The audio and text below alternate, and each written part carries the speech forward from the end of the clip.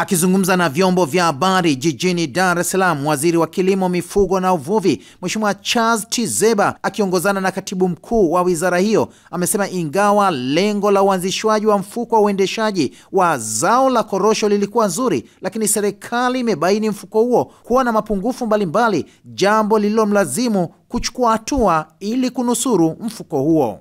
Kuanzia leo, shughuli zote za mfuko wa uendeshaji wa zao la korosho zinasimamishwa, na shughuli zote walizokuwa wanafanya sasa zitatekelezwa na bodi ya korosho mpaka hapo utakapotoa maelekezo mengine. Na mwelekeza mkurugenzi wa mamlaka ya mapato Tanzania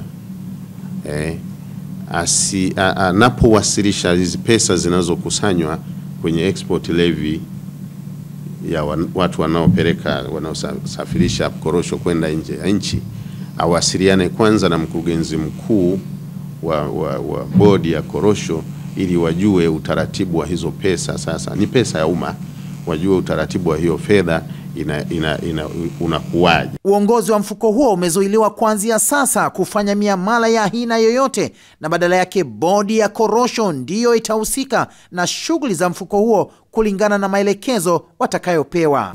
Wanazuiliwa wasifanye muamala wa aina yoyote wa fedha za mfuko ule mpaka hapo maelekezo ya hatima yao utakapokuwa yamejulikana, na miamala yote itafanyika kwa utaratibu ambao katibu mkuu wa wizara hii na katibu mkuu wa wizara ya fedha watakuwa wametoa maelekezo kwa bodi ya korosho wafanyeje hiyo kuhusu hizo fedha.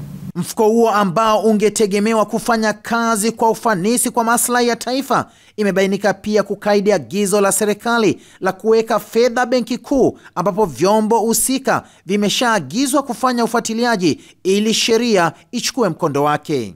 Mtazamaji, kwa mujibu wa sheria, waziri mwenye dhamana katika wizara ya kilimo, mifugo na uvuvi anayo mamlaka ya kusitisha shughuli mbalimbali ambazo zilikuwa zinafanywa na mfuko wa korosho, na ameona kwamba kuna baadhi ya mambo ambayo hayaendi sawa.